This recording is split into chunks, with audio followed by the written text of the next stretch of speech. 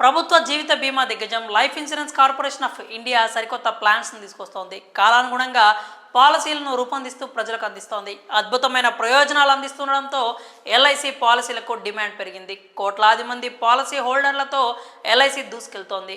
ఎల్ఐసిలో invest చేయడం ద్వారా guarantee returns అందుకోవచ్చు. ప్రభుత్వ హామీ ఉంటుంది కాబట్టి రిస్క్ ఉండదు. పెట్టుబడి పెట్టి భారీ లాభాలు అందుకోవాలనుకునే వారు ఎల్ఐసి పాలసీలు తీసుకోవడం బెటర్ అంటున్నారు నిపుణులు. కాగా ఉద్యోగం చేస్తున్నంత కాలం శాలరీ వస్తుంది కాబట్టి ఏ లోటు ఉండదు. రిటైర్మెంట్ అనంతరం వివిధ అవసరాలకు డబ్బు కావాలి, మీకు వచ్చే పెన్షన్ సరిపోకపోవచ్చు. భవిష్యత్తులో ఇలాంటి ఇబ్బందులు తలెత్తకూడదు అంటే ఎల్ఐసిలో సూపర్ స్కీమ్ అందుబాటులో ఉంది. అదే ఎల్ఐసి న్యూ జీవన్ శాంతి ప్లాన్. ఇందులో చేరితే నెలకు ఉచితంగా 10,000 రూపాయలు పొందొచ్చు. మీరు ముందుగానే ఇన్వెస్ట్ చేస్తే పదవి విరమణ తర్వాత నెల నెల ఆదాయం పొందొచ్చు. ప్రతి నెల ఆదాయం కావాలనుకునే వారు ఎల్ఐసి అందించే న్యూ జీవన్ శాంతి ప్లాన్లో ఇన్వెస్ట్ చేయొచ్చు. రిటైర్మెంట్ తర్వాత కూడా ఆర్థిక భద్రత కల్పిస్తుంది. ఈ పాలసీలో ఒకేసారి ఇన్వెస్ట్ చేయాలి, ఏ రిస్క్ ఉండదు. ఈ పాలసీలో 30 సంవత్సరాల నుంచి 79 సంవత్సరాల వయసు వరకు ఎవరైనా పెట్టుబడి పెట్టొచ్చు. ఎల్ఐసి న్యూ జీవన్ శాంతి పాలసీలో 55 ఏళ్ల వ్యక్తి సింగిల్ ఇన్వెస్ట్మెంట్ రూపంలో 11 లక్షల రూపాయలు పెట్టుబడి పెట్టాడు అనుకుందాం. అప్పుడు సంవత్సరానికి 1,01,880 పెన్షన్ వస్తుంది. నెలవారీ లెక్కను చూస్తే ఇది